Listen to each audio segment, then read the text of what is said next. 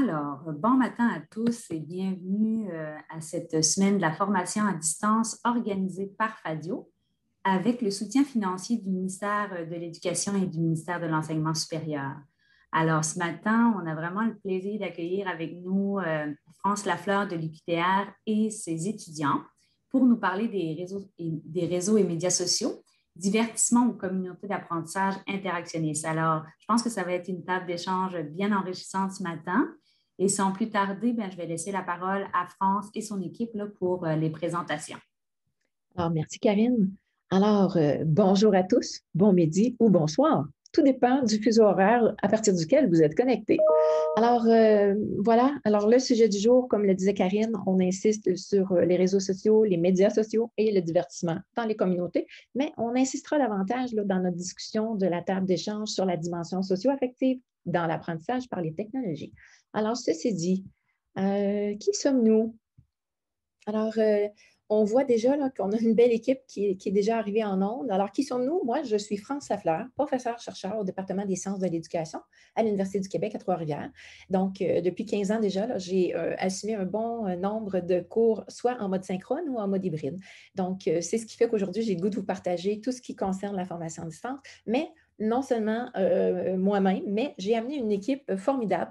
Donc, ce sont, oui, comme Karine l'a dit tantôt, des étudiants, mais ce sont des étudiants finissants d'un nouveau programme de l'UQTR, donc formation à distance, design pédagogique et télécollaboration. Donc, en fait, mes étudiants, ce ne sont pas que des étudiants, ce sont des professionnels déjà sur le terrain et je vais les laisser se présenter brièvement à tour de rôle. Alors, je vais, si possible, commencer par Anya. On t'écoute.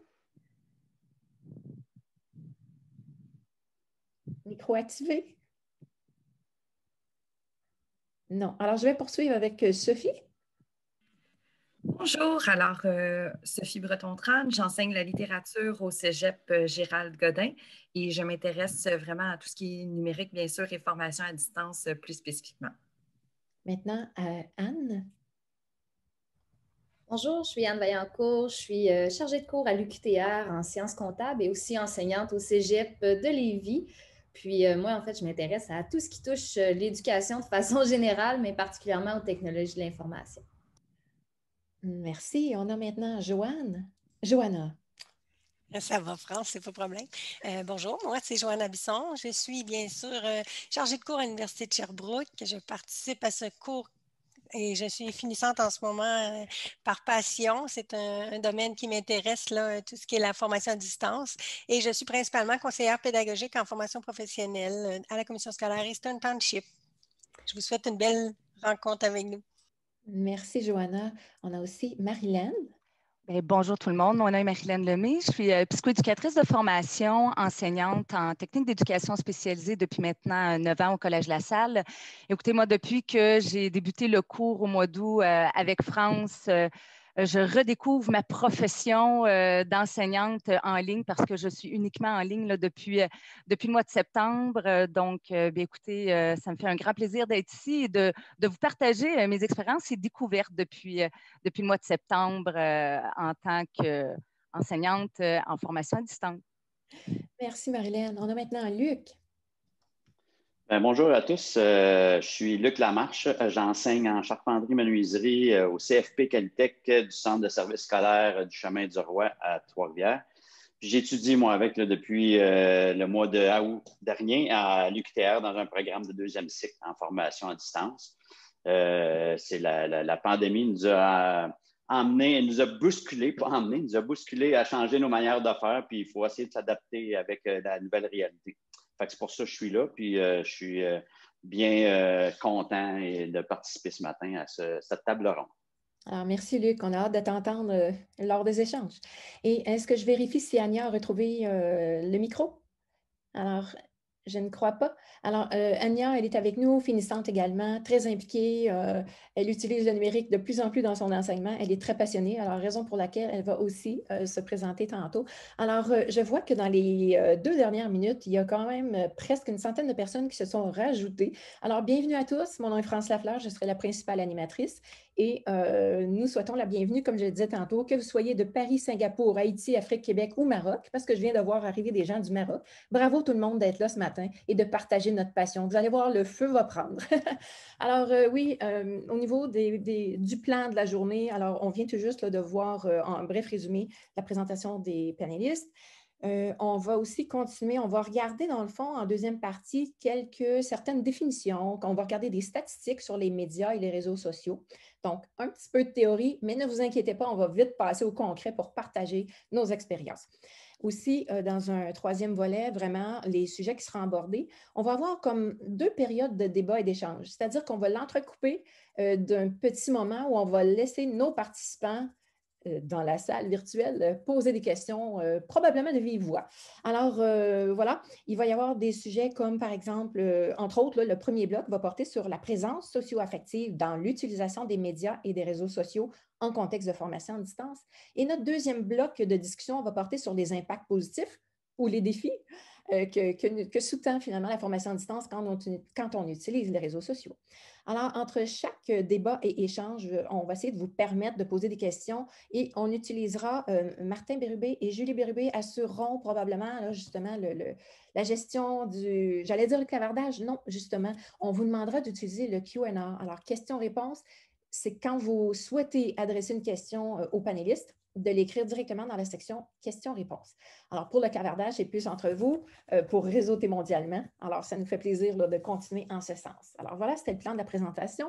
Maintenant, je vais d'abord débuter là, par une définition parce que, dans le fond, pour définir le Web 2.0, les médias sociaux et les réseaux sociaux, c'est ce que je fais dès maintenant. C'est que dans les faits, ce que j'insiste pour vous dire, c'est qu'il n'y a pas encore, il y a comme une absence d'unanimité dans la littérature concernant le vocabulaire. Donc, des fois, on entend Web 2.0, éducation 2.0, Web social, Web 3.0, 4.0, médias sociaux. Alors, ce sont le vocabulaire qui est utilisé, mais pas encore, il n'y a pas encore d'unanimité.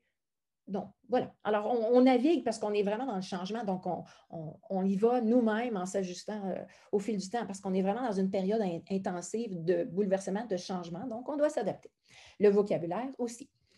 Mais de façon générale, là, ce que je peux dire, c'est que le Web 2.0, ça réfère aux plateformes permettant la mise en place des médias sociaux.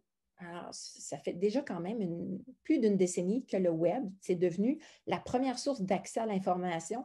Je dirais que plusieurs études ont démontré là, que chercher sur le Web, ça fait maintenant partie du quotidien des apprenants, du primaire jusqu'à l'université. Alors, les sites Web 2.0 sont donc des sites participatifs où l'utilisateur est actif dans la construction du site ou de la communauté qui l'entoure. Alors, chaque utilisateur est potentiellement à la fois un producteur et un consommateur de contenu dans différentes proportions. Alors, quant aux médias sociaux, bien, ce sont des sites Web. On partage, on édite, on collecte, on commande des données, des contenus. Alors, grosso modo, ça fait le tour un peu. Alors, dans plusieurs des médias sociaux, en fait, c'est que la majeure partie de l'activité sociale consiste à commenter des contenus qui sont préparés par d'autres utilisateurs ou même à commenter les commentaires de d'autres qui ont été laissés sur le clavardage. Et ça mène souvent à des conversations, mais éventuellement à la formation de communautés. C'est ce qu'on retrouve souvent, là, entre autres dans Facebook, mais on en parlera tantôt des différents médias. Alors, quant aux réseaux sociaux, bien, ils prennent forme dans les médias sociaux. En fait, c'est du réseautage qui se construit, tel qu'on le voit dans les YouTube, les blogs, Facebook, LinkedIn, Twitter et même les wikis et bien d'autres.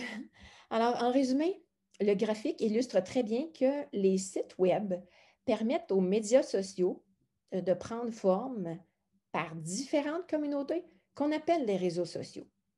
Alors, d'où le fait que les cercles s'imbriquent l'un dans l'autre. On vous l'a illustré de cette façon-là. Alors maintenant, d'après vous, quel est le précurseur de médias sociaux? Vous donnez votre langue au chat et voici, c'est le LinkedIn depuis 2002.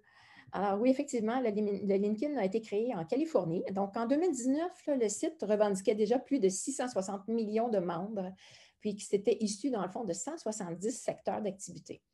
Donc, c'est quand même impressionnant. Là. Ça représentait quand même des territoires et au moins 200 pays Alors, c'est énorme pour cette lancée qui était le premier.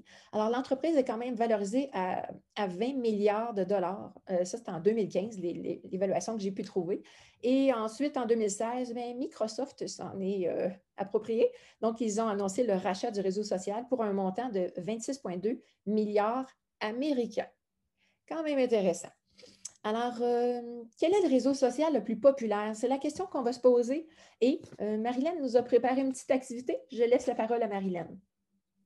Oui, bon matin tout le monde. Oui, effectivement, on était intéressé à savoir, d'après vous, quel est le réseau social le plus populaire. Donc, pour ce faire, vous allez voir que nos modérateurs vont mettre dans le clavardage le site Internet pour vous rendre sur menti.com. Donc, vous pouvez aller chercher le lien directement dans le clavardage pour répondre à notre question, quel est le réseau social le plus populaire? Ou tout simplement aussi aller écrire dans votre barre ici Internet ou sur Google. Et lorsque vous allez le faire, vous allez tomber sur cette page où on vous demande un code. Donc, pour entrer le code, le voici. Vous devez répondre, vous devez écrire le code qui apparaît ici en haut. Donc là, je sais que vous venez de nous perdre pour ceux qui sont rendus sur le site Internet de menti.com. Donc, je vais vous dire le code. Le code est le 22 38 171, 22 38 171. Et voilà, on voit déjà France, quelques participants qui ont déjà commencé à répondre.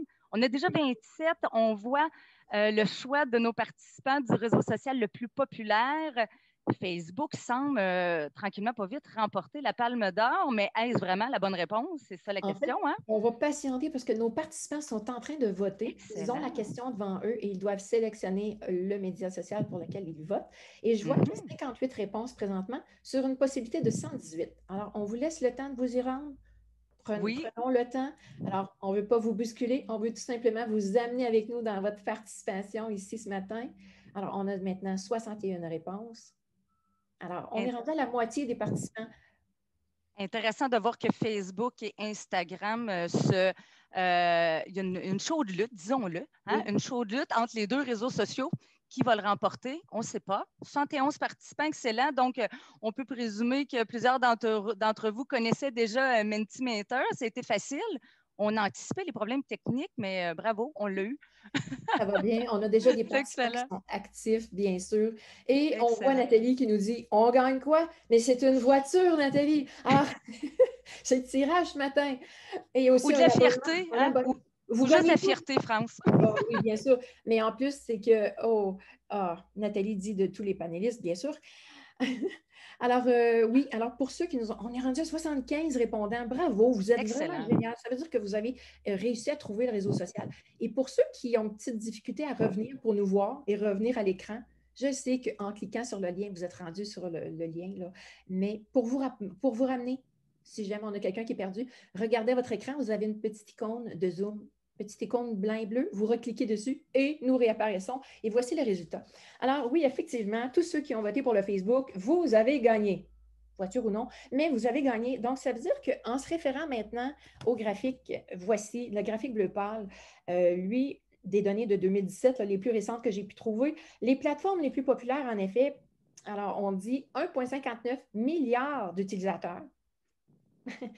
C'est vraiment impressionnant. Ensuite, c'est suivi d'Instagram avec 400 millions, Twitter avec 320 millions, LinkedIn 100 millions, puis le dernier, non le moindre, mais quand même 100 millions pour Pinterest. Alors, ça nous donne un peu le portrait de qui va où, qui consulte quoi et comment se parle-t-on finalement à distance quand on utilise le numérique. Alors maintenant, on va voir ce qu'il y en est là, des réseaux sociaux qui sont utilisés par les adultes québécois. Il y a des données venant de Cefrio.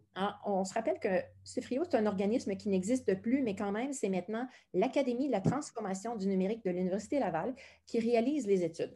Mais celle qu'on vous présente présentement, c'est tiré d'une des dernières études de l'organisme Cefrio. Alors, ce qu'on voit devant nous, on a plus de 8 Québécois sur 10 qui ont utilisé un réseau social en 2018, soit une hausse de 16 % en 2 ans. On a aussi Facebook et YouTube qui étaient en 2018 les deux réseaux sociaux les plus populaires auprès des adultes québécois, avec des taux d'utilisation respectifs de 70 %, on le voit sur la ligne rouge de Facebook, et 64 % pour la ligne rouge de YouTube. Alors, on observe une augmentation. C'est clair, hein? On le voit par les chiffres, les données nous parlent fort. Alors, ils étaient suivis de loin par Instagram, qui a tout de même vu sa popularité augmenter, passant de 15 % en 2016 à 24 %, ce qu'on voit sur la ligne grise en 2018. Alors, la ligne rouge là, pour 2018. Alors, on peut aussi dire, je peux vous donner d'autres statistiques. C'est quand même intéressant de voir le portrait de cette utilisation des réseaux sociaux. Alors, chez les adultes âgés de 18 à 44 ans, c'est Facebook et YouTube les plus populaires. Alors, tandis que Instagram s'intéresse plus particulièrement les jeunes adultes âgés de 18 à 24 ans. Donc, c'est une population de 62 % des adultes.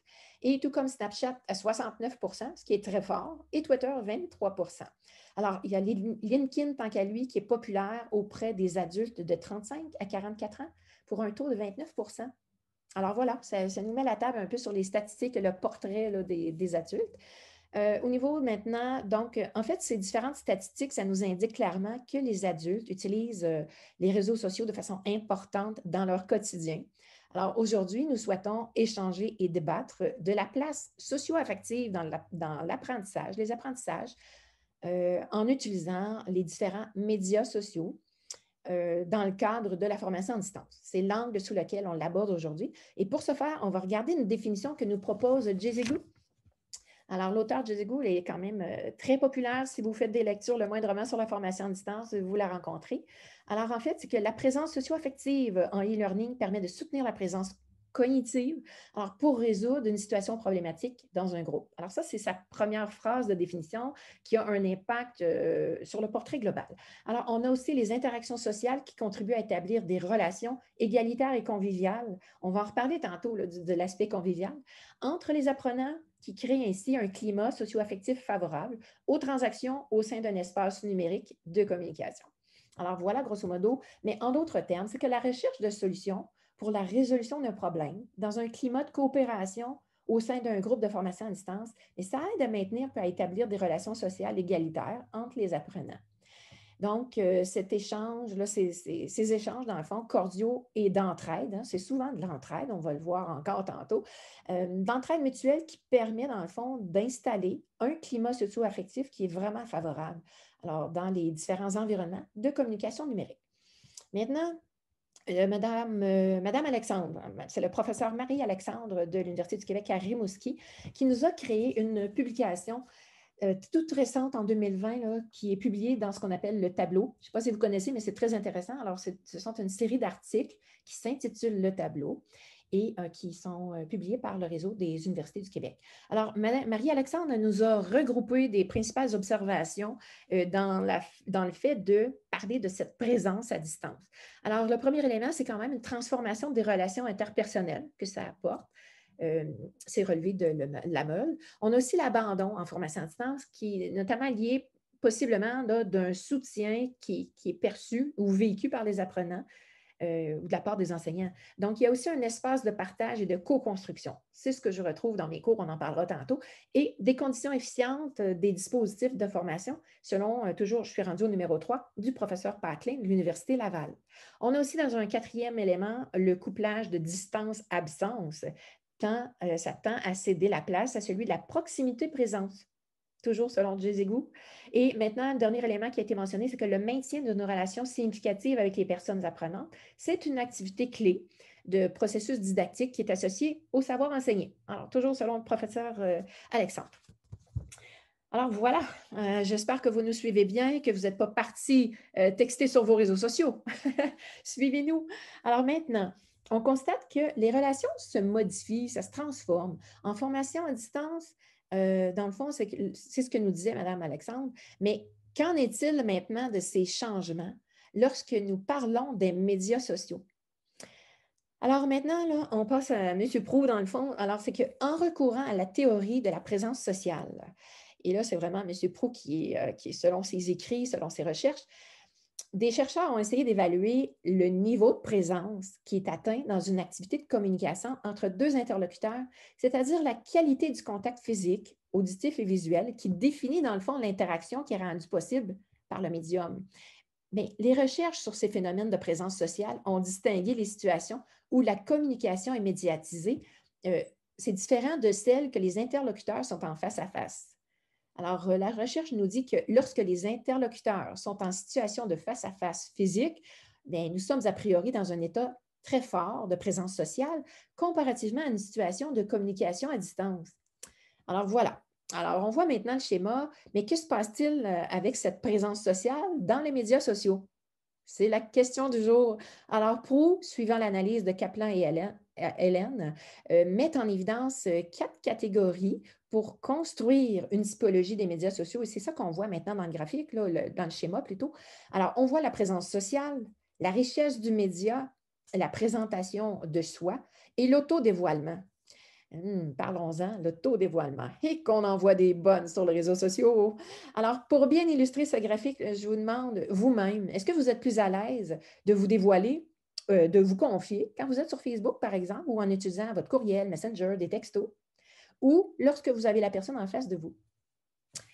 La question se pose. On n'aura pas le temps de faire le sondage, mais je pense qu'on a une bonne idée de la réponse déjà. Alors, voilà donc un paradoxe de la théorie sur la présence sociale, parce que on considère qu'il y a une forte présence en face-à-face, mais on observe également que l'autodévoilement et la présentation de soi, elle serait augmentée lorsque le média social crée un sentiment de proximité. Êtes-vous surpris? Alors, par exemple, dans le cadre d'une recherche sur les usages d'Internet effectuée par Proulx et son équipe, lors d'une entrevue avec une adolescente, elle lui a avoué, elle avoue qu'elle s'est rendue compte qu'elle pouvait parler de choses plus intimes avec sa mère lorsqu'elle passait par l'Internet. Wow! Nouvelle façon de communiquer. Alors maintenant, allons voir nos panélistes. Qu'en est-il? Qu'en est-il? Alors, nos panélistes, on va leur demander, là, pour connaître leur opinion, leurs expériences, alors la présence socio-affective dans l'utilisation des médias sociaux et des réseaux sociaux. Alors, c'est ça, il y a médias sociaux, réseaux sociaux. Alors maintenant, on vous invite, dans les minutes qui viennent, à utiliser le Q&A. Alors, questions-réponses, si vous avez des questions ou des commentaires à faire à nos panélistes. Alors, on aura Julie et Martin qui vont s'assurer de faire une sélection pour nous guider tantôt. Alors, moi, d'entrée de jeu, je m'adresse à mon équipe de panélistes pour entendre justement un partage d'expertise, d'opinion que vous partagerez peut-être. Alors, je lance ma question 1. Est-ce que, les médias sociaux et les réseaux sociaux sont-ils des outils collaboratifs? À vous la parole. Non, pas tout à fait. Oui, Ania. Oui, Ania. Oh, de retour. Bonjour, Ania. Oui, bonjour. Alors, problème technique, c'est réglé. Oui. Donc, effectivement, les réseaux sociaux et les médias sont des outils télécollaboratifs. Donc, dans ce sens, c'est des outils où il y a un partage de documents, partage d'informations, partage d'hyperliens. Alors, moi, de mon côté, j'ai utilisé beaucoup ces réseaux sociaux dans mon domaine en tant qu'enseignante. Alors, au départ, je les ai utilisés comme des communautés d'apprentissage. Donc, il y a des groupes, je me suis inscrite dans des groupes d'enseignantes. J'enseignais au primaire, donc je me suis inscrite dans des groupes au primaire dans les formations, dans les cours d'éthique, cours univers social, sciences, mathématiques. Et quand j'ai enseigné au secondaire, c'est de la même chose. Alors, de ces communautés d'apprentissage, qu'est-ce qui m'a intéressée? Donc, il y a des échanges entre enseignants. Comme vous savez, l'enseignement, ce n'est pas une règle en général où on a fait notre formation et on arrête tout ce qu'on nous avait appris il y a 2 ans. Non, il y a un changement qui se produit à chaque année. Il faut s'adapter, que ce soit dans la matière, que ce soit dans le niveau de comportement des élèves. Donc, on a besoin toujours d'avoir d'informations. Aussi, donc, le numérique est rentré, le TNI, donc il faut utiliser des technologies d'information. Alors, je me suis inscrite dans des groupes Facebook, technologie de l'information, je cherche des séquences vidéo sur YouTube. Ça m'a beaucoup aidé dans ce sens à m'améliorer et à donner le meilleur de moi-même pour aider mes élèves dans leur apprentissage. Maintenant, avec le changement de virage, avec le confinement, ça c'était, je dirais, un changement de virage complètement qui nous a poussé à utiliser ces réseaux sociaux. Dans mon cas, à notre école, il n'y avait pas eu d'arrêt d'enseignement. Donc, j'ai dû aller chercher d'informations. comment je vais enseigner à distance à mes élèves. Ce qui m'avait aidé, c'est les séquences vidéo sur YouTube, les échanges avec les enseignants. Alors, pour aller chercher, au départ, j'ai cherché Google Classroom, ça fonctionnait comment? Donc, j'ai été autodidacte, j'ai cherché des tutoriels sur YouTube pour comprendre le fonctionnement. Ensuite, j'ai réussi à avoir Google Classroom, mais il y a une chose de ma part qui voulait chercher plus. Alors, évaluer comment je vais faire des questionnaires. Alors, j'ai ramené, je suis regardé, j'ai fouiné pour trouver de l'information, comment faire des questionnaires. Ça, c'est fait. Ensuite, 2 semaines après, j'ai entendu pas mal d'enseignants qui parlaient de Zoom. Alors, Zoom, c'était quoi? Donc, le Facebook, spécialement Facebook, les échanges encore entre enseignants, j'ai ramené des informations, comment le fonctionnement, comment ça marche, comment contacter mes élèves, comment faire des échanges de leçons. Donc, tout ça pour vous dire que, alors, comment on amène la classe à la maison.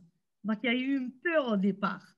Alors, c'est les échanges avec ces réseaux, ces réseaux sociaux, ça m'a aidé à former mes interventions, mes stratégies, ainsi l'organisation de mes leçons.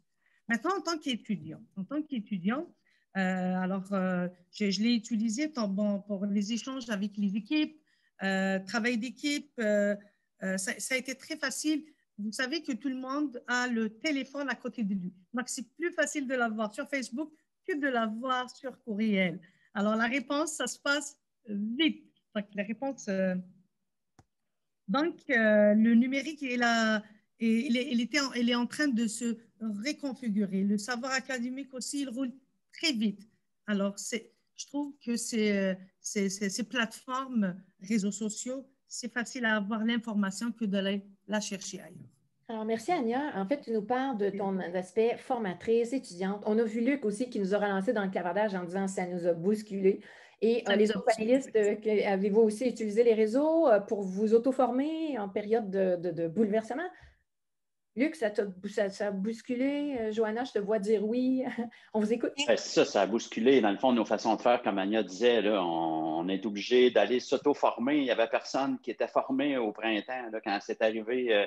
Fait qu'on avait le choix. Moi, c'est un peu comme je disais à mes élèves, on a le choix d'agir ou de subir. Fait que si en agissant, ben, on prend les devants puis on va chercher l'information où est-ce qu'il y en a. Puis les réseaux sociaux, ben, je trouve que c'est un moyen facile et accessible pour aller chercher toute cette information-là. Puis je crois, ben, peut-être parce que c'est arrivé, c'est nouveau, mais je crois que depuis que je cherche, là, peut-être qu'il y en avait avant, mais je ne cherchais pas, fait que je ne savais pas. Il me semble qu'il y en a de plus en plus, puis des tutoriels sur n'importe quoi, puis il y en a de plus en plus, puis ça se multiplie tout le temps. Fait que c'est facile d'aller chercher, de comprendre quelque chose, d'aller chercher une compréhension. Si un tutoriel, tu ne comprends pas, ben tu vas chercher encore, puis tu vas en retrouver un autre. Puis, En fait, Luc, tu nous soulèves un point important. Tu soulèves un peu la création des communautés, par exemple, dans Facebook, sur des thématiques précises. C'est un peu ce qu'on a vu apparaître pour les communautés d'entraide. C'est ce qu'on a vu. Je vois aussi que M. Cool nous dit que depuis 12 ans, il utilise déjà les réseaux sociaux et je pense que ça s'est possiblement intensifié. On avait aussi LinkedIn. Hein? On a Claude Saucier qui nous dit là, que justement, il y a une section maintenant dans LinkedIn qui offre du learning. Donc, tout ça, ça s'est rajouté, ou je dirais si c'était déjà là, mais ça s'est intensifié. Donc, voilà, mais là, ça m'amène à une autre question.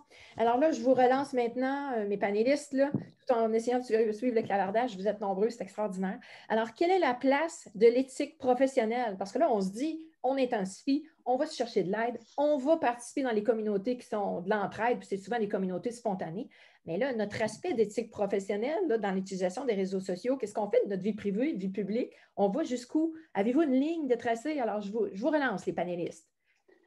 Je peux y aller là-dessus, moi, sur l'éthique, la place de l'éthique. J'ai tout le temps, ben, c'est compliqué avec, c'est un sujet quand même assez tranchant, l'éthique.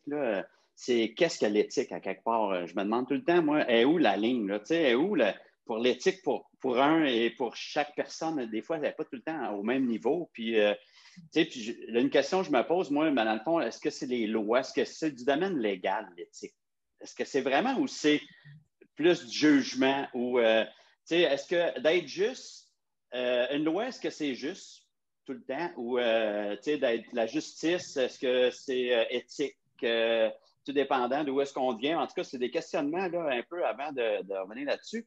Bien, Luc, excuse-moi oui. de t'interrompre, mais tu sais, comme le droit à l'image, le droit d'utiliser des vidéos, bien, c'est une loi. On peut pas diffuser une image, exemple, de nos étudiants, partager des vidéos. Il faut leur consentement. Tu sais, moi, cette session-ci, là, j'ai vraiment porté une attention particulière où on a fait signer des Microsoft Forms pour demander très bien écrit avec leur consentement parce que je faisais des enregistrements vidéo pendant les cours qu'on allait réutiliser pour des évaluations. Bien que nous, on utilise la plateforme Teams, ça reste dans Teams, mais c'est téléchargeable et ça peut partir. Ouais. Donc, vraiment, cette session-ci, on a fait signer le Microsoft Form comme quoi qu'ils étaient d'accord pour l'enregistrement et comme quoi qu'ils se conformaient à respecter que la vidéo restait dans le cours.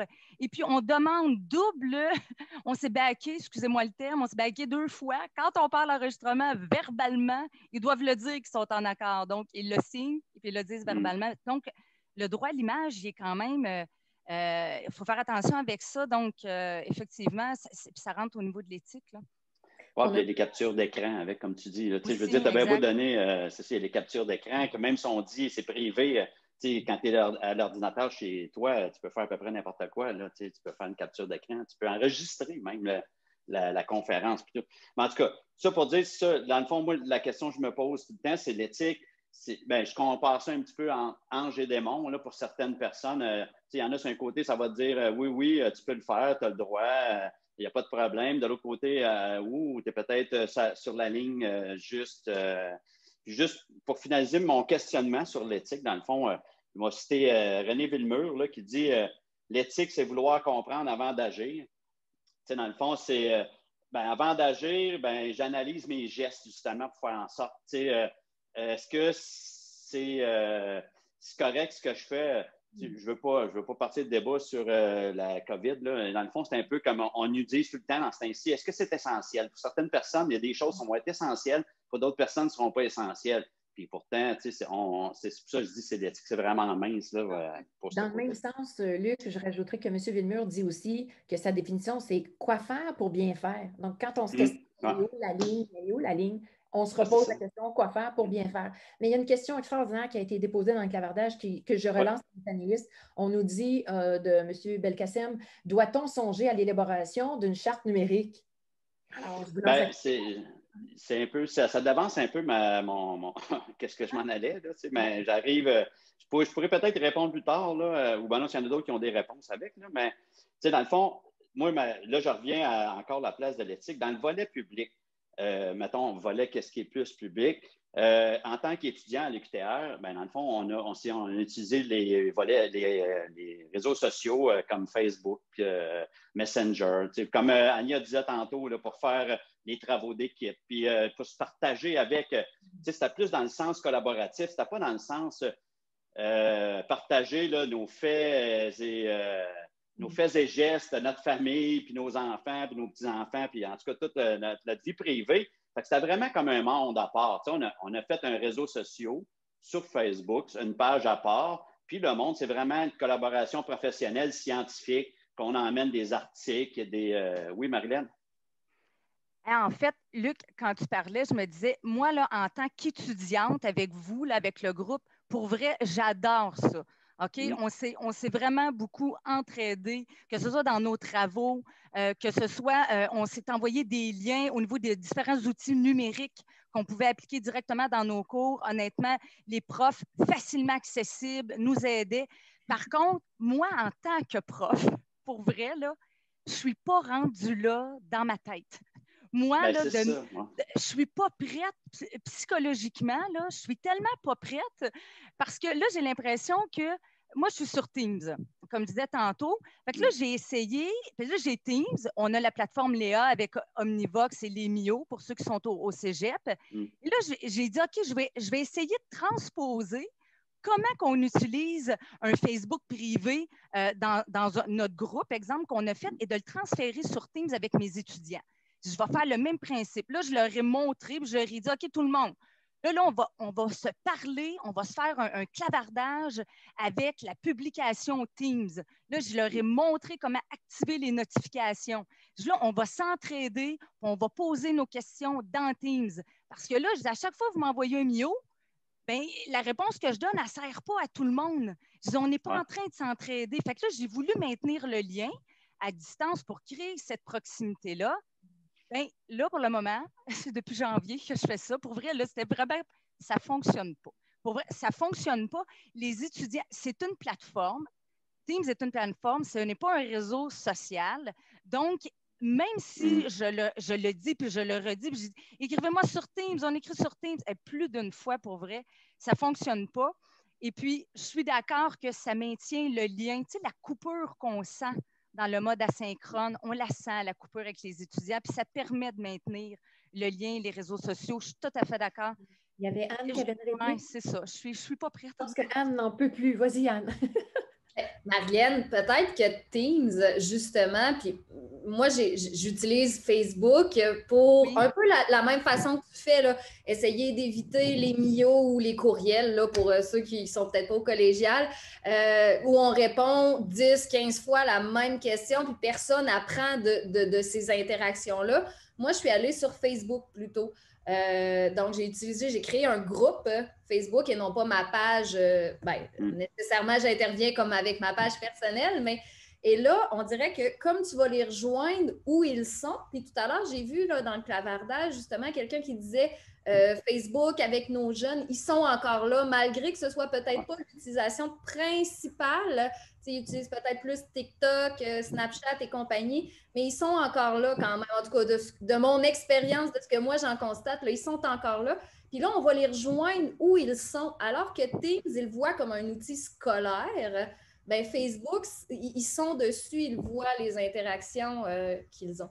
OK. Alors, Anne vient de dire un mot important. Je reprends la balle au bon pour relancer une autre question, mais je veux juste clarifier une petite chose. Alors, pour nos auditeurs qui sont en ligne présentement, le clavardage, c'est excellent entre vous, mais si vous avez une question précise, utilisez le question-réponse. Alors, il y a Q&A en bas de votre écran.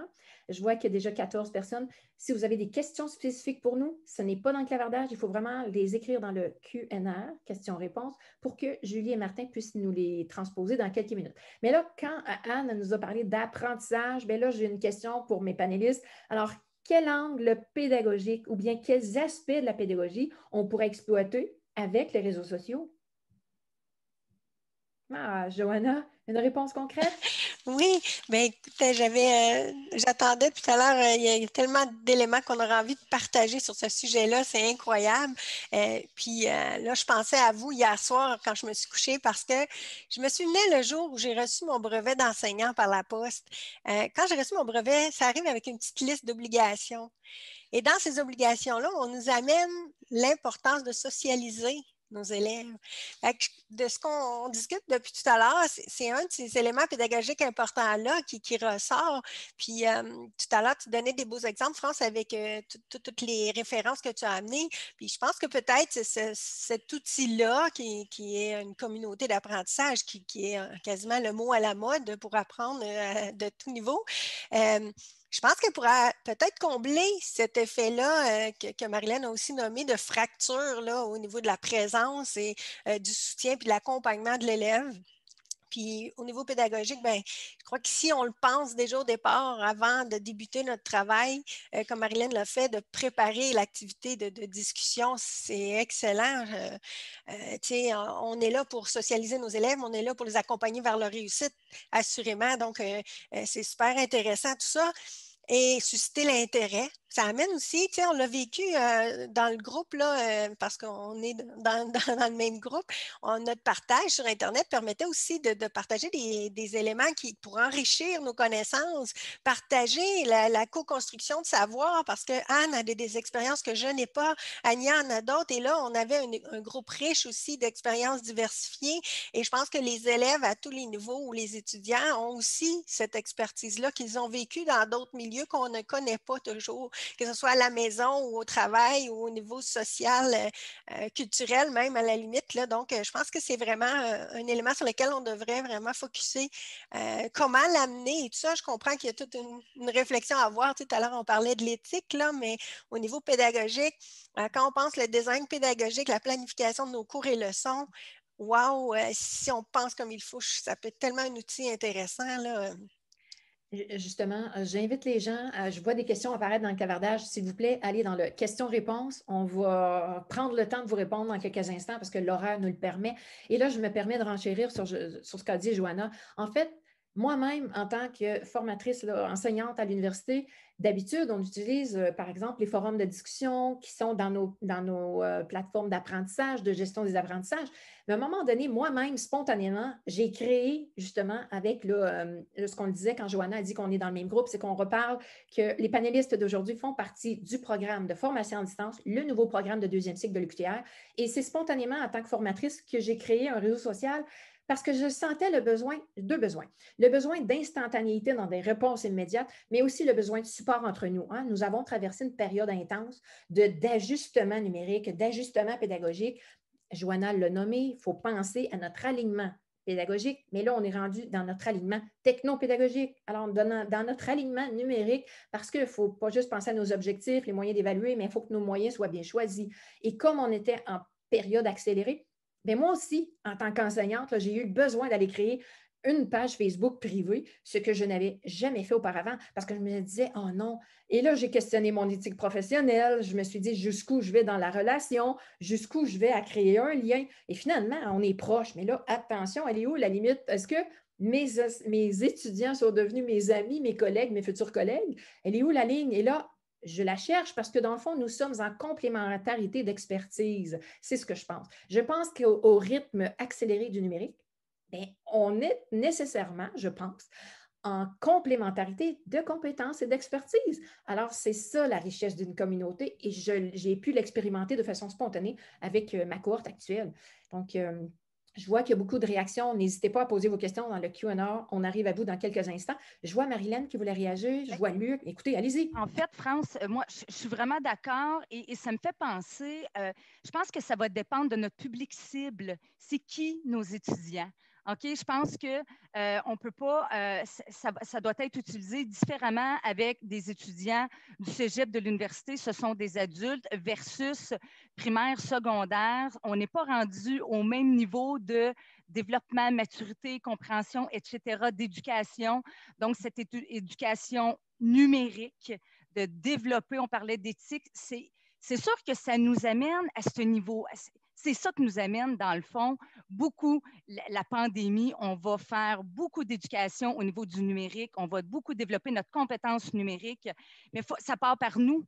Nous, d'abord, on doit se former comme prof si on veut bien l'enseigner, cette compétence numérique, bien enseigner cette éthique numérique. On doit se former. Et là, nous, on a commencé, puis tout le monde le fait à sa façon actuellement par de l'auto-formation. Tout le monde est autodidacte, comme on disait au début, mais ça m'a fait penser aussi, la pandémie, je me demande à quel point on vit tous un petit peu d'isolement social. Donc, l'isolement social, est-ce qu'en ce moment, on a aussi plus envie de créer des groupes Facebook privés avec nos groupes parce qu'on vit un sentiment d'isolement social, puis on se dit, ben, ça va me rapprocher de mon groupe. Peut-être qu'il y en a qui le vivent de cette façon-là, mais une chose est sûre, c'est que c'est une plateforme qui est privée, publique. Ça, c'est intéressant. J'ai vu Sophie lever sa main. Je ne sais pas, Sophie, si tu voulais intervenir tout de suite ou... Oui, je peux. Donc, je voulais en fait ajouter là-dessus. Moi aussi, évidemment, je l'ai eu ce réflexe-là, puis je pense que c'est vraiment sain de l'avoir, de se poser la question, parce qu'il faut toujours se souvenir que nous avons des responsabilités éthiques et que ces responsabilités-là sont peut-être sans territoire, en formation à distance, puis dans les réseaux sociaux, mais nous sommes responsables réellement là, d'incarner le modèle de comportement. Puis ça, là, d'un point de vue légal et juridique, c'est vrai partout et c'est vrai en tout temps. Donc, le paradoxe des médias sociaux, c'est qu'on peut avoir l'impression qu'on est anonyme, que c'est privé, mais dans le fond, même si on est dans un espace, on devrait quand même toujours se souvenir que nous sommes responsables de ça. Et en plus, nous sommes aussi responsables de constituer un espace puis des conditions qui favorisent l'éducation, donc par la création d'un bon vivre ensemble, d'un vivre ensemble qui est éthique. Puis ça ne va pas de soi. Donc, c'est normal de se poser ces questions-là. Puis moi, je me dis, peut-être qu'avant de faire le grand saut avec les médias sociaux qui peuvent paraître imposants, on peut se créer des bacs à sable, si on veut, c'est-à-dire des endroits où il y a de la collaboration, où il y a de la socialisation, mais qui ne sont peut-être pas aussi ouverts tout de suite. Tu sais, par exemple, créer un wiki, ou aller exploiter un glossaire collaboratif sur Moodle, y aller comme ça graduellement, parce que si nous ne sommes pas à l'aise, on ne sera pas capable de rendre les étudiants à l'aise, parce que ça change complètement notre pédagogie. Ça nous force à être beaucoup plus dans l'accompagnement, dans l'encadrement, que dans une relation verticale. Puis sans nécessairement qu'on soit porté vers une relation plus verticale, plus autoritaire, on peut avoir ce réflexe-là parfois par insécurité aussi. Donc, c'est un apprentissage, puis c'est un apprentissage qu'on fait un peu avec les étudiants aussi. Donc, tu sais, quand on parlait tantôt de charte des comportements et tout ça, bien, c'est important de le faire avec les étudiants pour qu'ils se l'approprient. Parce que si on fait juste l'imposer, ça ne donnera rien. Puis les étudiants vont aussi apprendre beaucoup, beaucoup par émulation de nous et des autres. Donc, c'est tout ça qu'on essaie de construire ensemble. Puis dans un espace où on va peut-être aussi se donner le droit à l'erreur. Donc, vraiment, beaucoup, beaucoup de choses à s'approprier.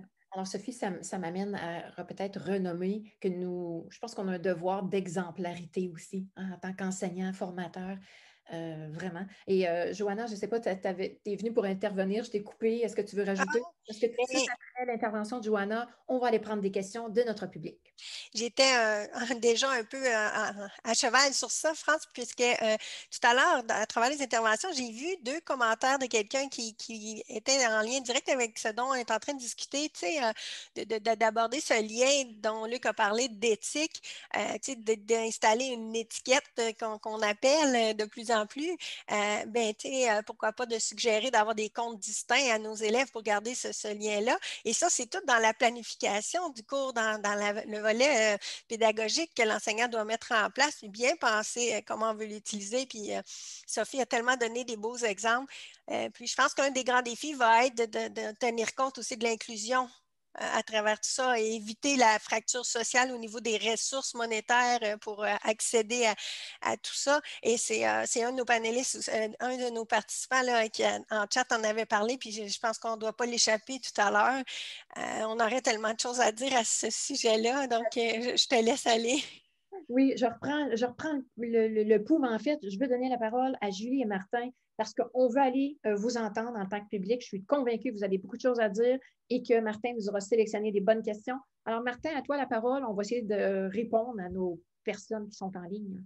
Parfait. Première question d'Alexandre Curly. Est-ce que l'on a des données sur les premières utilisations pédagogiques des réseaux sociaux au Québec? OK, on parle à la chercheuse. Alors, présentement, moi-même, je n'ai pas effectué des recherches sur les données, mais on est tellement dans la période de transition, de bouleversement, d'adaptation qu'on est dedans. Alors, personnellement, je n'ai pas effectué d'études et je n'en ai pas sous la main non plus. Je suis vraiment désolée. Par contre, une excellente idée de prendre une photo maintenant et de la reprendre dans un an ou même dans 6 mois parce qu'à la vitesse à laquelle ça va dans la transformation numérique. Et je dis transformation numérique, là, je ne parle pas de la transformation technologique, je parle vraiment de nous. Notre pédagogie est en transformation. Ça peut être des initiatives spontanées, comme planifier, hein, pour refaire notre alignement technopédagogique, numérique, utiliser, parce que ça, c'est un autre aspect qu'on n'a pas encore discuté, mais le choix des outils numériques. Comment fait-on pour bien choisir le bon outil selon notre discipline, selon notre intention pédagogique? Est-ce que je veux évaluer? Est-ce que je veux faire apprendre? Est-ce que je veux faire intégrer? Est-ce que j'ai besoin d'une manipulation? Tout ça. Alors non, la recherche scientifique avec les données probantes ne sont pas encore là à ce jour, mais mon Dieu qu'on est dedans présentement. Là. Puis tout ça, c'est tellement pertinent. Donc voilà, je pense qu'on est prêt à passer à la prochaine question. Parfait. Une question d'Isabelle Gallard. Avez-vous des statistiques pour les jeunes, les adultes, ados Il me semble que la popularité de Facebook dans les cégeps peut peut-être moindre que chez les plus vieux. Encore une fois, on demande des résultats de recherche. Non, je n'ai pas de données de recherche ce matin sur des statistiques. Ce que je peux vous dire, par exemple, c'est que quand on fait des recensions d'écrits actuellement, secteur jeune, on trouve une mince plaquette parce qu'on trouve à peu près rien. Il n'y a pas beaucoup de recherches qui ont été faites au niveau du secteur jeune. On en a de plus en plus dans le secteur supérieur. Hein. Il y a eu plus du collégial, universitaire. Mais au niveau du secteur jeune, j'ai commencé les recensions d'écrits, mais il y en a tellement peu qu'ils sont à créer. Les recherches sont à faire en ce moment. Alors, bienvenue s'il y a des gens qui ont de l'intérêt pour de la recherche. Il y a de la place. On est dans un nouveau champ. Je dis nouveau champ parce que certaines universités ont fait pas la dissection, mais la séparation du champ de la technopédagogie qui utilisait des technologies en classe et maintenant le champ du numérique, formation à distance, qui utilise non seulement des environnements numériques d'apprentissage, mais les environnements virtuels. Alors, on pourra y revenir tantôt, là, je vais le prendre en note. Alors, les environnements virtuels d'apprentissage, où est-ce qu'on peut faire des simulations? Ça dépasse encore ce qu'on connaît présentement de la formation à distance et ça nous propulse encore plus loin. Et tout ça, c'est vraiment dans le mouvement. Alors, Marilyn, tu veux rajouter? Oui, ben, j'avais une statistique qui était sortie en 2017 de Antaya au niveau des adolescents qui était sortie sur un rapport de l'infographie, que c'était 92% des ados qui disent aller tous les jours sur les réseaux sociaux et 71% d'entre eux qui utilisent plusieurs réseaux sociaux et 18% des gens disent qu'ils seraient incapables de passer plusieurs heures sans aller sur Facebook. Donc, c'est un petit peu les données que j'avais pour les ados. En fait, quand on parle de statistiques, là, ceux qui sont à la recherche de statistiques, ce que j'ai découvert récemment, c'est que l'aspect psychologique, hein, l'aspect santé, parce qu'on découvre de plus en plus la dépendance.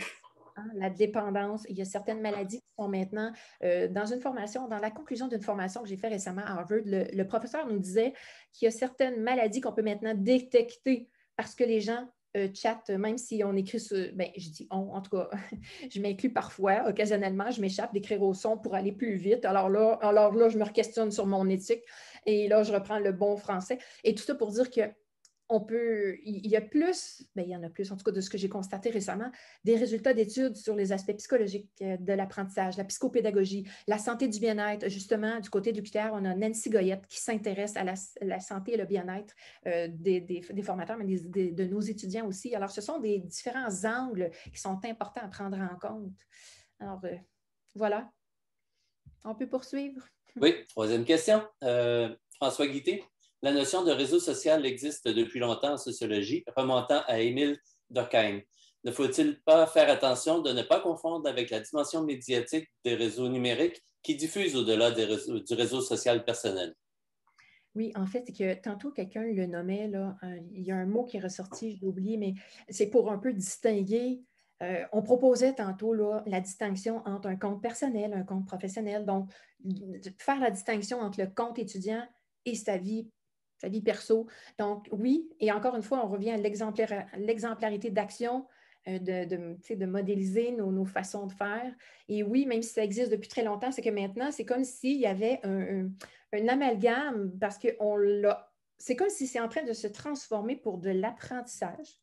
Hein? C'est un peu ça quand Marilyn a renommé, ou Marilyn ou Sophie disaient tantôt l'accompagnement, on devient un guide, un accompagnement, on encadre, mais c'est parce que les médias sociaux sont aussi devenus une façon d'apprendre. Ce qu'avant, on avait le professeur, hein? On était plus en relation professeur-apprenant, formateur-apprenant, et maintenant, ça se transforme. Donc, même si le réseau social existe depuis longtemps, c'est que son utilisation et sa façon de l'exploiter, on l'utilise maintenant. Là. On est en train de transformer nos pratiques. Donc, on est en plein mouvement.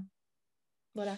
Ça fait écho à la question numéro 5. En fait, le commentaire numéro 5 de Jacques Coul qui dit selon lui, c'est plutôt de départager entre activité privée et activité publique en tant que telle. Quatrième question d'Alexandre Denkerli. Lorsque des professeurs imposent l'usage des réseaux sociaux spécifiques, y a-t-il un risque de créer des clivages sociaux selon les fractures sociales? Alors, on peut, Est-ce qu'il y a Oui, je vois Marilyn qui répond, je vois Joanna qui... Écoutez, allez-y les panélistes, je vous laisse la parole. Là. Ben, non, en fait, c'est que moi, je suis très mal à l'aise avec le fait d'imposer l'utilisation d'un groupe Facebook parce que c'est vraiment, c'est nommé plusieurs fois, c'est plusieurs personnes, que ce soit un étudiant, que ce soit un prof, c'est souvent perçu comme étant une sphère de la vie privée. Donc, pour moi, de forcer, c'est de dire, ben, je rentre dans ta maison. Je rentre dans ta maison puis je ne te demande pas la permission. Fait que moi, il est là le malaise. Moi, pour moi, en formation à distance, on l'a dit, un des principes, c'est de donner le choix. Donc, moi, pour moi, c'est de maintenir les autres canaux de communication ouverts, que ce soit par Teams ou les Mio et autres plateformes de courriel, là, etc., mais d'expliquer quand même les bénéfices que peut apporter le groupe, mais sans le donner obligatoire. Moi, je ne ferais pas ça, je ne serais pas à l'aise et je ne pense pas que... Qu'est-ce que ça m'apporterait, moi, de le rendre obligatoire pour mes étudiants? Ça créerait une tension, même de l'anxiété chez certains étudiants. On avait Sophie aussi qui voulait renchérir. Puis Joanna. Oui, bien, je voulais renchérir là-dessus parce que justement, ça m'interpelle. Moi aussi, je me suis posé cette question-là. Puis en fait, je pense que si on l'utilise puis qu'on fait le choix de l'utiliser, il faut l'utiliser pour vrai. Ce que je veux dire par là, c'est que si on l'utilise, c'est parce qu'on est convaincu du bien fondé de la chose et qu'on est conscient que les étudiants de demain vont devoir utiliser de manière constructive les réseaux sociaux, les médias sociaux pour apprendre, pour évoluer dans la société, pour partager. Et on n'apprend pas à nager sur le bord de la piscine. Donc, pour être conscient des implications, des conséquences et tout ça, on leur offre un espace sécuritaire pour le faire. Et ça, c'est important que l'étudiant le sache, qu'on évolue justement dans cette sphère-là où il va être encadré, il va être accompagné, on ne le laissera pas tout seul. Et c'est important de nourrir aussi la sécurité de l'étudiant. Parce que si on avalise le refus de participer, bien, on est en train d'alimenter la fracture numérique de demain. On est en train de dire, bien, c'est correct que tu restes en marge. Mais ce faisant, il va se couper de manières de participer à la société de demain qui vont devenir incontournables.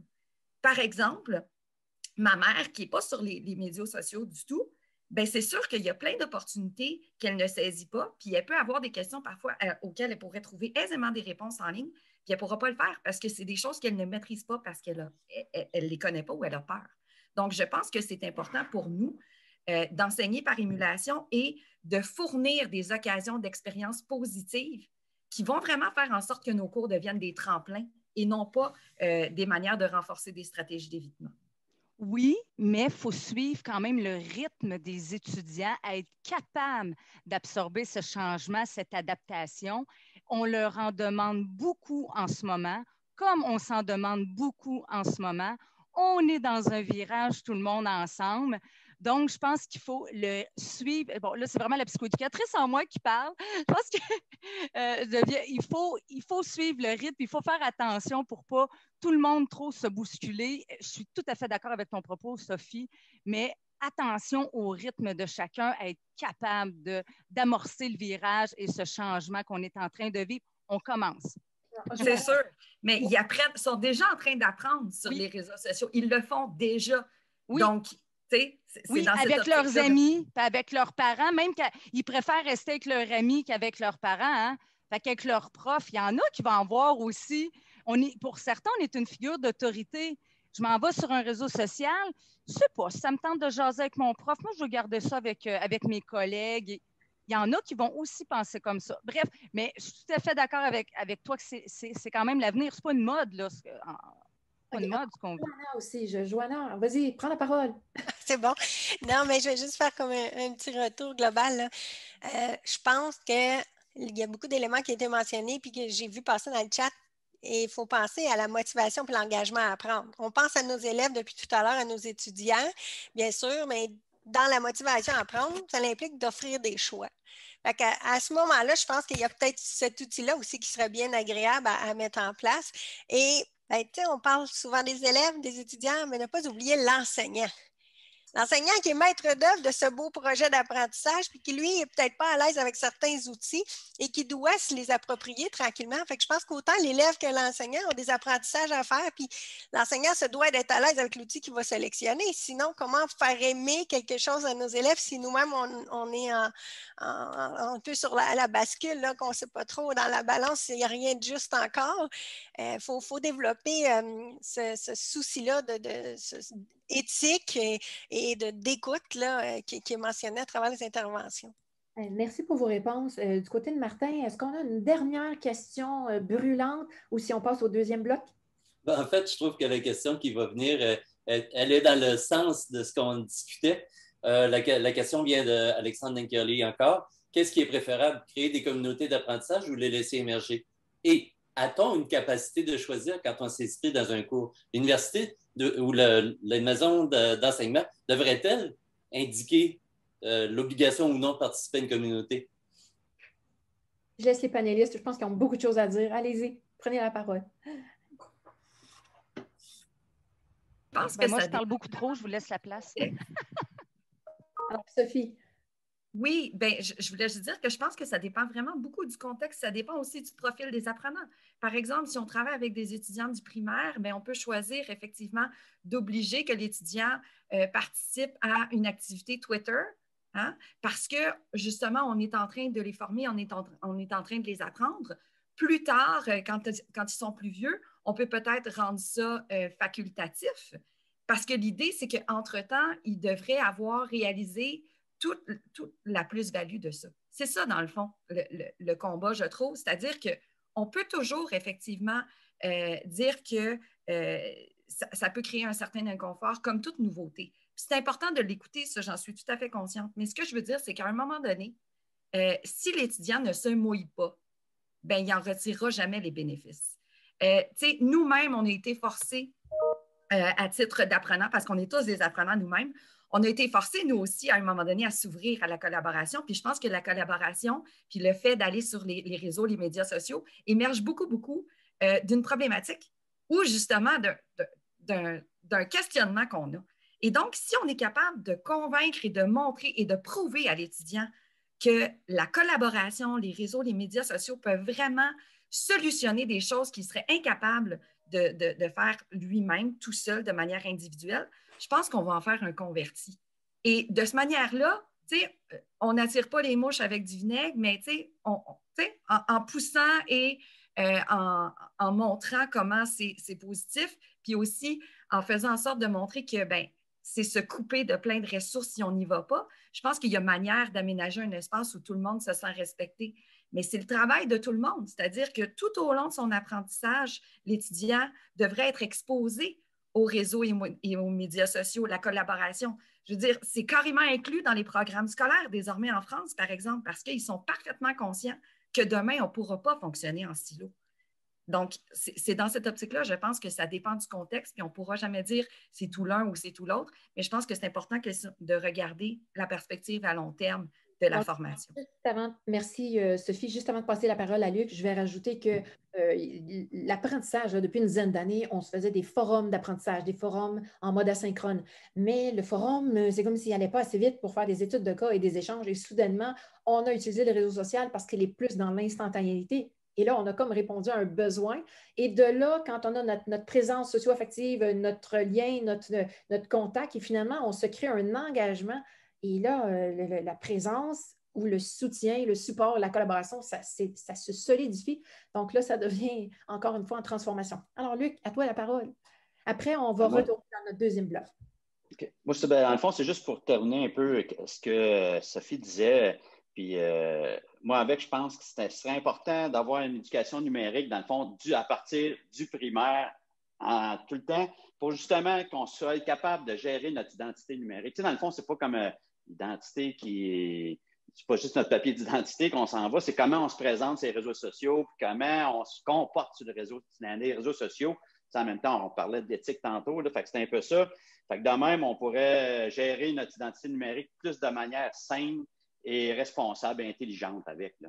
Si on était éduqué de ne pas juste dire des niaiseries là-dessus ou de ne pas juste mettre des photos, la dernière beuverie que j'ai faite, là, Mais tu sais, ça ne sert pas juste à ça, les réseaux sociaux. Là, ça sert on a tout parlé tantôt, ça sert à se former, ça sert à aller chercher de l'information, ça sert on l'a tout vécu avec sur 20 ans, là, ça sert justement à se former.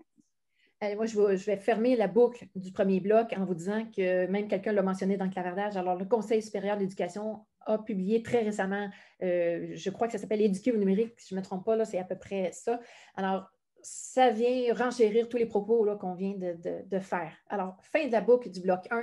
On se lance maintenant dans le deuxième bloc parce qu'on avait un deuxième aspect, un deuxième angle sous lequel on veut traiter là, les médias sociaux. Donc, maintenant qu'on a vraiment survolé comment nous pouvions les utiliser, la question que je vous lance aux panélistes, c'est croyez-vous qu'il y a plus d'impact positif que de défis avec l'utilisation des réseaux sociaux? Et là, on vous écoute. Ah, Anne, elle est déjà prête.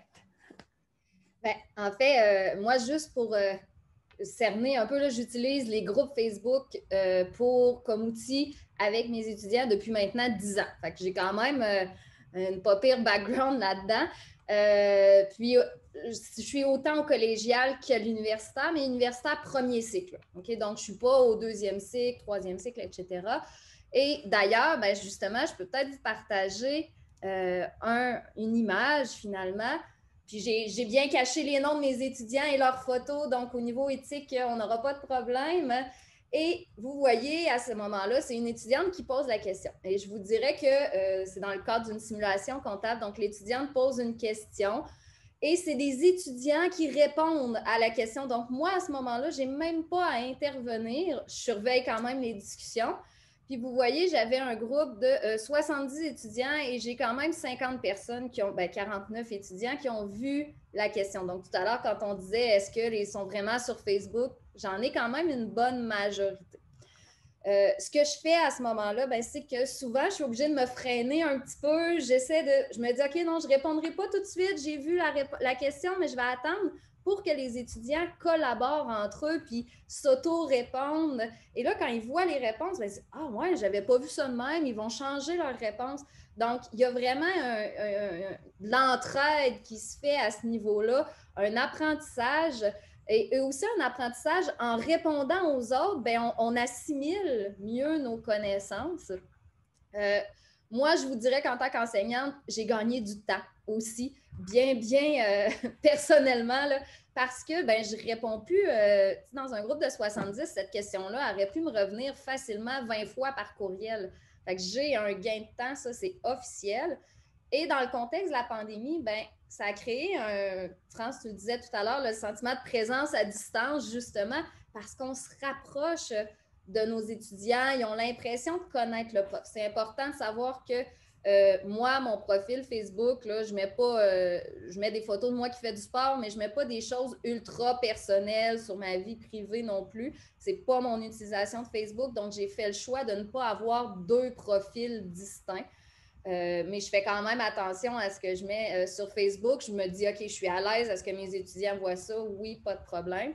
Puis en même temps, je me permets de leur enseigner aussi. Tout à l'heure, dans le chat, dans le clavardage, on disait, l'étudiant, là, il n'est peut-être pas à l'aise que le prof rentre dans sa vie privée.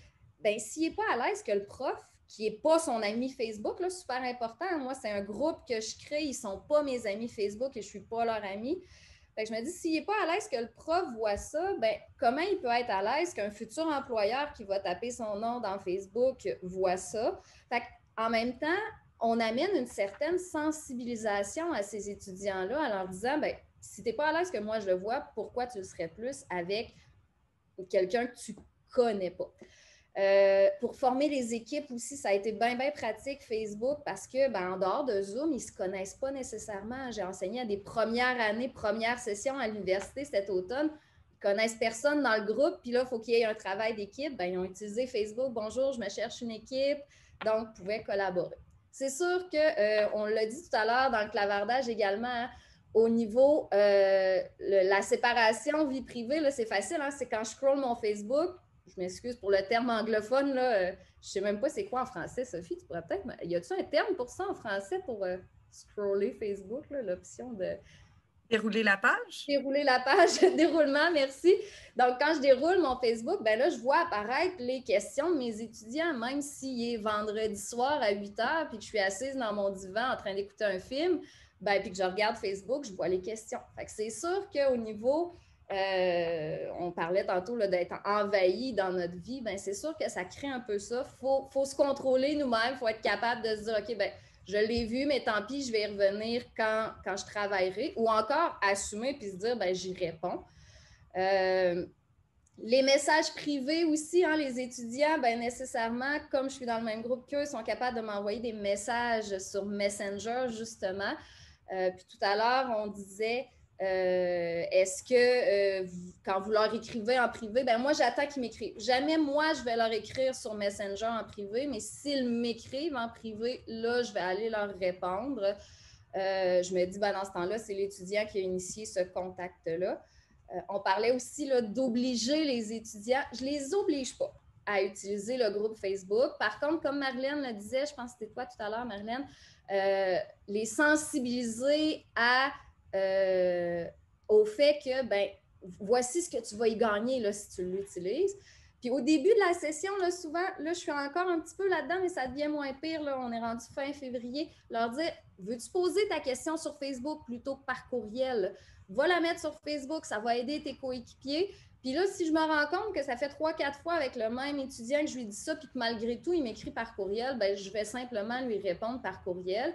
Et si c'est pertinent, ben, aller copier-coller sa question sur Facebook. Il y a un étudiant qui m'a posé ça comme question, qu'est-ce que vous en pensez? Fait que je relance aussi la discussion.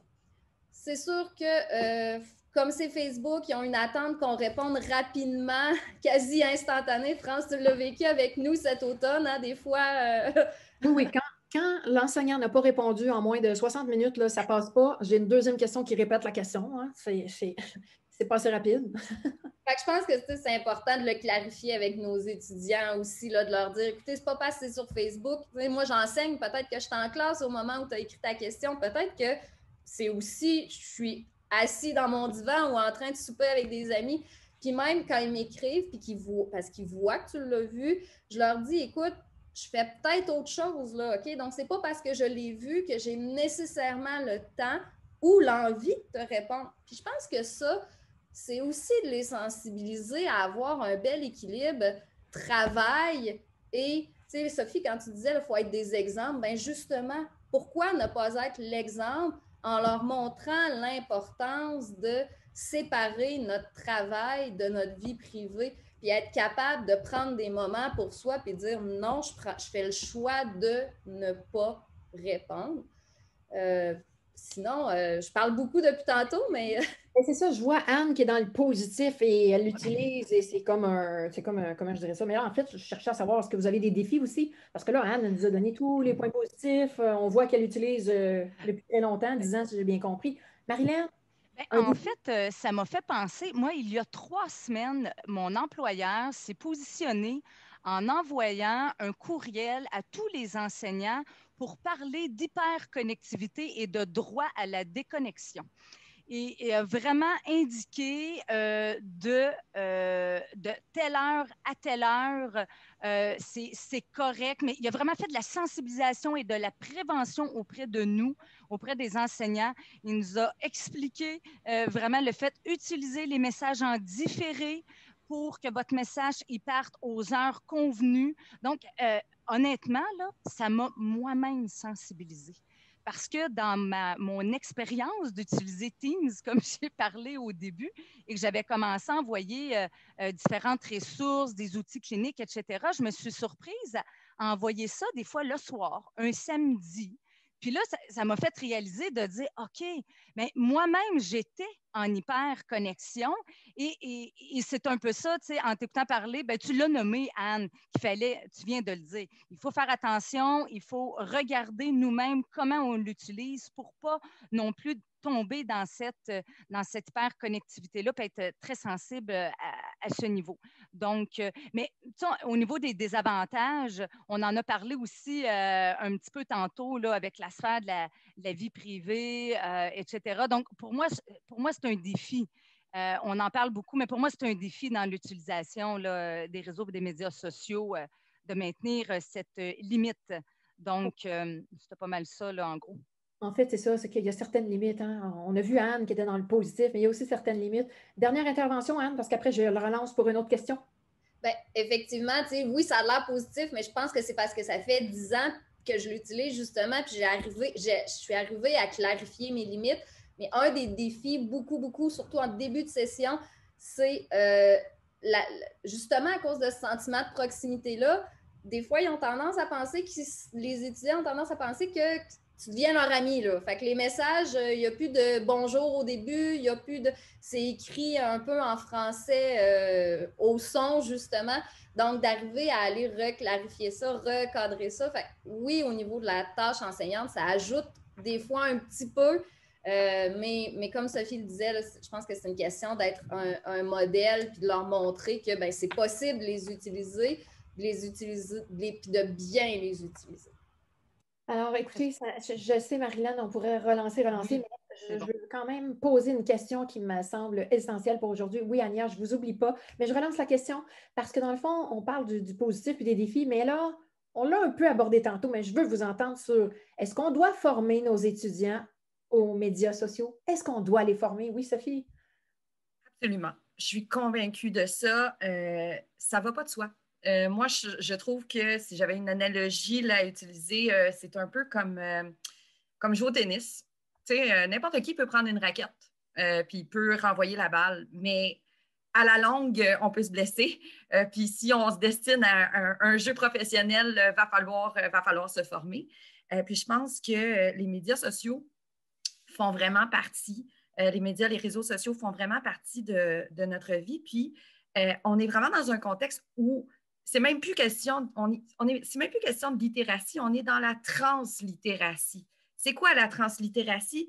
Bien, c'est la littératie, mais vraiment élargie au numérique, à tous les contextes, dans le fond, dans lesquels les gens vont être appelés à évoluer. Donc, tu sais, partager puis prendre part à la société avec photos, textes, schémas graphiques, voix, présence dans un paquet de médias, dans un paquet de contextes aussi. Et ça, bien, ça ne va pas de soi. Faut que l'étudiant ait été exposé à ça. Puis nous-mêmes aussi, je pense qu'on est bien conscients parce qu'on l'apprend nous aussi. Donc, on voit bien que ça ne va pas de soi. Et pour revenir à la facette plus émotionnelle, plus affective, bien, quand on est dans une relation où on partage, bien, très souvent, la motivation va venir du fait, oui, évidemment, qu'on s'épaule, qu'on s'entraide et tout, mais il va y avoir aussi des conflits socio-cognitifs. Hein? Puis souvent, c'est ça aussi qui va nous motiver. Bien là, moi, je pense que c'est ça, puis je veux convaincre mon interlocuteur que c'est ça, puis que ma position est bien fondée. Mais ça, là, il faut apprendre aux étudiants à l'accueillir, ce conflit-là socio-cognitif, dans les réseaux collaboratifs. Ça ne va pas de soi. Ça renvoie à l'intelligence socio-émotionnelle. Donc, c'est aussi de faire en sorte que l'étudiant réalise que quand il est en ligne, bien, il y a toujours une personne devant lui, même s'il ne la voit pas, même s'il n'y a pas le visage dans certains contextes, même s'il n'est pas en mesure d'avoir tous les indices. C'est important de revenir à l'éthique puis de faire en sorte qu'on traite l'autre véritablement comme une personne et qu'on accueille ses interventions comme étant bienveillantes. T'sais, non pas qu'on interprète ça comme des attaques frontales, pour qu'on fasse émerger justement cette fameuse communauté-là d'apprentissage. Parce qu'elle n'est pas là, la communauté d'apprentissage. Puis la collaboration, elle ne va pas de soi, ça s'apprend, la collaboration. Puis il y a un défi particulier dans les réseaux, les médias sociaux, parce qu'il y a des indices auxquels on se fie normalement, comme le visage, le temps de réaction et tout ça, qu'on n'a pas. Donc, il faut développer ça. Il faut aussi faire en sorte que les étudiants se souviennent que ce qu'ils font a un impact sur l'autre personne. Tu sais, comment la personne va se sentir, comment elle va se sentir valorisée, comment elle va se sentir coupable, par exemple, etc., etc. Donc, il faut leur donner l'occasion d'expérimenter ça, puis peut-être de faire des erreurs, de les ramener. Tu sais, donc, c'est toute cette thématique-là, je trouve, qui est vraiment derrière l'idée du respect, mais aussi du respect de la diversité, du respect de l'autre, de l'accueil des points de vue différents, du bien-être, de la cyber-intimidation, alouette. Il faut l'enseigner. Sophie, tous les thèmes que tu viens de nommer seraient des sujets de débat. Alors, on en aurait pour longtemps, mais on veut donner la parole à nos participants qui sont dans la salle encore et qui ont beaucoup de choses à dire. Cette fois-ci, Martin, je ne sais pas si c'est possible de donner la voix dans la mesure du possible là, dans nos questions. On a un petit 10 minutes. Alors, si on pouvait donner le micro, si possible, sinon on va le prendre par écrit. On te laisse avec ça, Martin. On pourrait peut-être utiliser aussi la main levée s'il y a des gens qui veulent intervenir directement. Ça, c'est une possibilité. En vous écoutant, il y a une question de François Guité qui m'a titillé aussi. Puis je vous écoutais, vous utilisez souvent le terme étudiant. Étudiant fait référence évidemment à ceux qui sont au post-secondaire. François posait la question relativement au consentement des élèves, c'est-à-dire aux primaires, secondaires. Sont-ils vraiment conscients des implications, des usages qui sont faits de ce consentement quand on leur demande de consentement aux élèves d'utiliser les réseaux sociaux? Je peux laisser la parole aux panélistes, mais juste avant, je veux quand même mentionner qu'au secteur primaire, dans les codes de vie qu'on appelle et toute la gestion des écoles primaires et les agendas, donc il y a les signatures en début d'année et ce sont les enseignants titulaires des groupes qui ont la responsabilité de faire signer l'entente et souvent de cumuler les documents pour les redonner à la direction. Et je ne suis pas encore convaincue qu'on est rendu à cette conscientisation, ce niveau de compréhension de la part des jeunes du secteur jeune. Alors oui, c'est vrai qu'on a toujours dit étudiants tantôt, là on parle des élèves. Donc au niveau des élèves, je pense qu'il y a encore l'éducation numérique à faire, là, vraiment.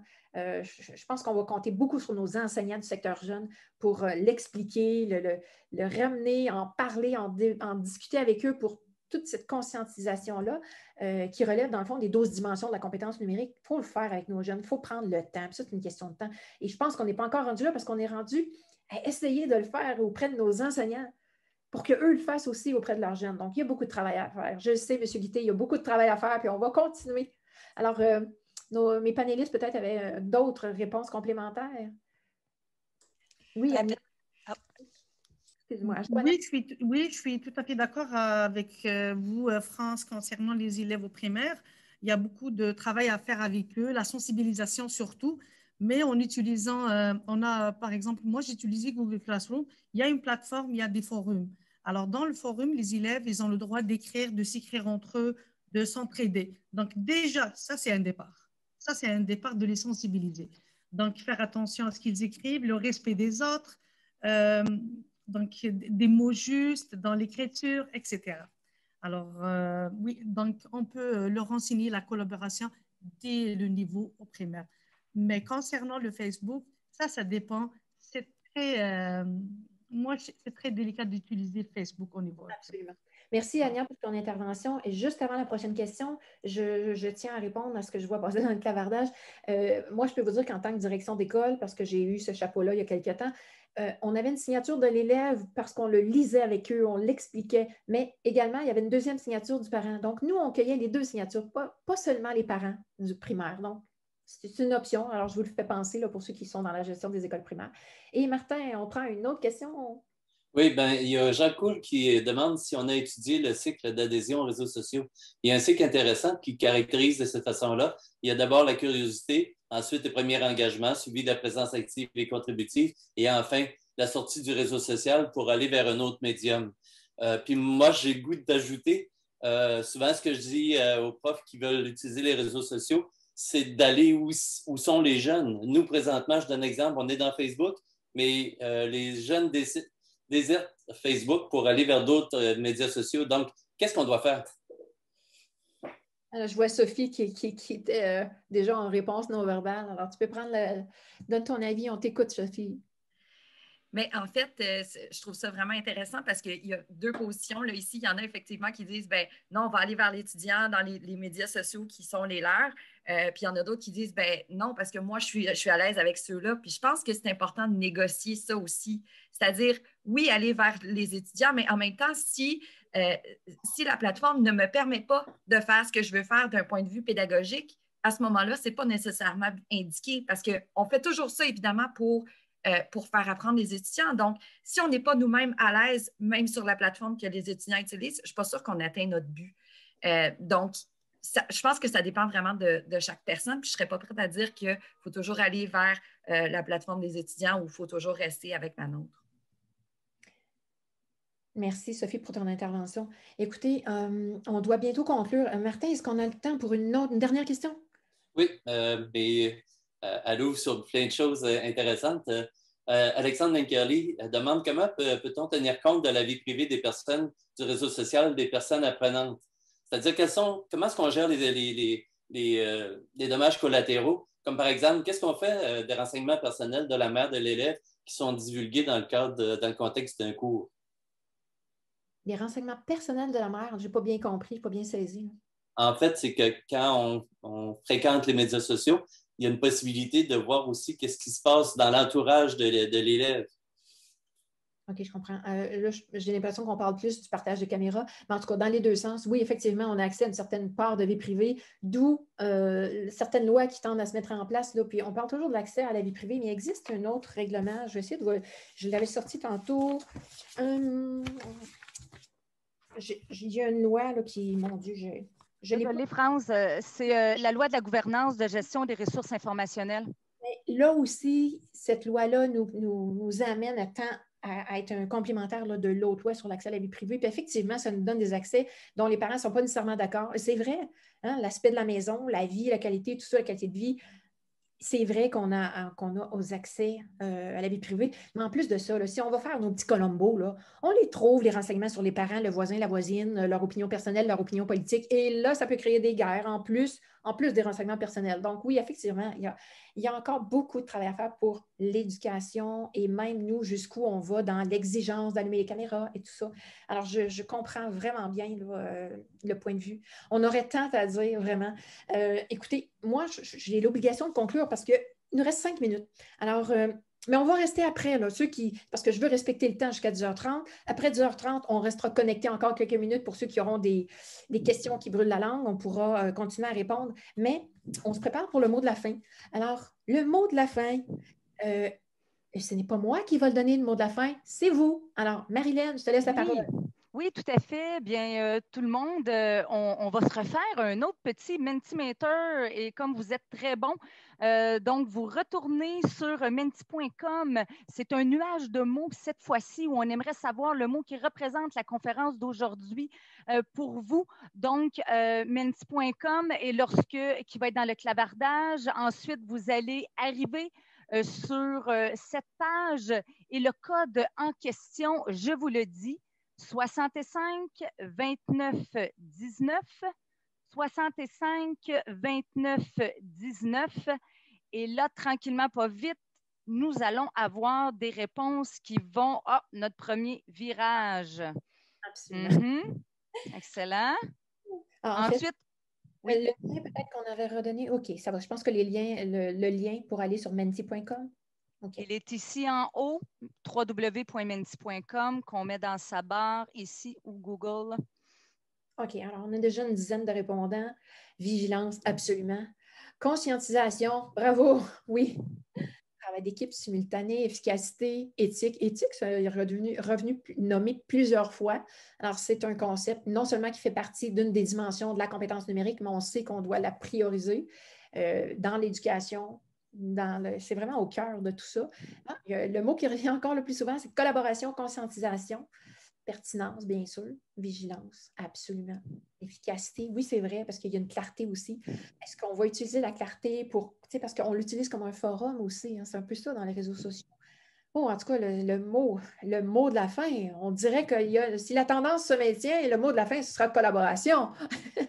Alors, on a quand même une vingtaine de répondants, des personnes qui n'ont pas eu le temps de se rendre sur le Mentimeter, mais ça continue. Je vois les chiffres qui augmentent. Alors, on a des gens qui se sont rendus sur le menti.com. Peut-être que je pourrais renommer le code 65 29 19 si vous avez perdu la page. Donc, le code à indiquer. Oui, merci Karine, elle l'a écrit dans le clavardage. Merci Karine. Effectivement. Alors, on a vu communauté qui s'est ajoutée, absolument. Bien sûr, parce que nos communautés, on dit souvent nos communautés d'apprentissage, mais ça peut être des communautés d'apprentissage professionnelles aussi. Hein, au niveau de la littérature, c'est le vocabulaire qu'on voit le plus souvent. Intensité, absolument. Parce que si ça devient intense, la présence devient intense, la confidence aussi. Hein, il y a des murs qui tombent. Je ne sais pas si c'est l'effet qu'on est derrière l'écran. On pourrait faire une autre table ronde sur cet aspect-là. Alors, communauté, vigilance, éthique, flexibilité, absolument. parce que dans le fond, on n'en a pas beaucoup parlé, mais au niveau de la flexibilité, ça devient quasi une qualité professionnelle de s'ajuster, d'être capable d'être flexible dans notre façon d'enseigner, dans nos clientèles. Il faut toujours s'ajuster. Notre clientèle, le niveau d'âge, la catégorie, prise de conscience.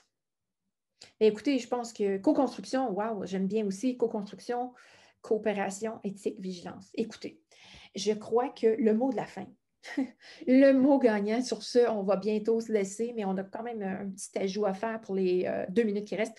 Alors, parlons de collaboration en guise de conclusion. Continuons d'opter pour optimiser l'utilisation dans un contexte de formation à distance sous un angle pédagogique, mais tout en étant prudent. Alors, on vous invite à la prudence, on vous invite à l'éthique, à continuer de s'améliorer pour utiliser adéquatement. Alors, juste avant de donner la parole à Karine, merci Marilyn. Alors, vous retrouverez dans notre lien de Geniali qui sera mis dans le clavardage et qui sera disponible en ligne également sur le site de Fadio. Vous allez trouver le lien du Geniali qu'on vous a présenté. Ici, ce qu'on a, c'est toutes les coordonnées. Alors, je sais tantôt, beaucoup de personnes avaient des questions pour Marilyn, entre autres, pour le texte écrit de ton institution, à savoir si on pourrait y accéder. Alors, vous pouvez communiquer par courriel ou encore vous connecter à nos réseaux sociaux. Entre autres, moi, je suis très active sur LinkedIn, alors je vous invite personnellement et au nom de mes panélistes, merci beaucoup à toute l'équipe. On vous a mis des références essentielles, en tout cas complémentaires, et je vous invite également à lire la collection que je co-dirige avec le professeur Sanson sur la collection de la formation à distance. Alors, le 5e ouvrage, et ce sont tous des ouvrages très récents qui regroupent les opinions, les avis, non seulement des chercheurs, mais également des praticiens, parce qu'on fait l'amalgame de praticiens-chercheurs. Et le dernier, qui est en gris à gauche, va sortir le 21 avril sur l'évaluation en ligne, sujet d'actualité. Alors voilà, tout ce qu'il faut pour nous rejoindre, c'est tout. On va fermer notre présentation. Merci beaucoup à nos panélistes. Bonne main d'applaudissements. Merci d'avoir partagé vos expériences et d'être venus aujourd'hui assister à la table ronde. Merci à toute l'équipe de Fadio qui font un travail d'abeille extraordinaire d'année en année. Et j'invite toutes les personnes en ligne à s'inscrire pour l'an prochain. Comme animateur, vous avez également des choses à partager. Vous tous qui êtes à l'écoute, là, je regrette, mais quand même, nous sommes en complémentarité d'expertise. Alors moi, l'an prochain, je m'inscris à votre table ronde. Alors sur ce, merci. Je laisse la parole à Karine. Merci beaucoup, France. Belle conclusion. Merci à toute l'équipe, à tous les étudiants. Vous avez été magnifiques. C'est des belles réflexions vraiment riches. Et pour les participants qui ont été avec nous, merci d'avoir été là. En fait, je vous rappelle que vous pouvez demander votre badge en collaboration avec Carte 21. J'avais mis le lien dans le clavardage si vous avez participé à plus de 3 ateliers.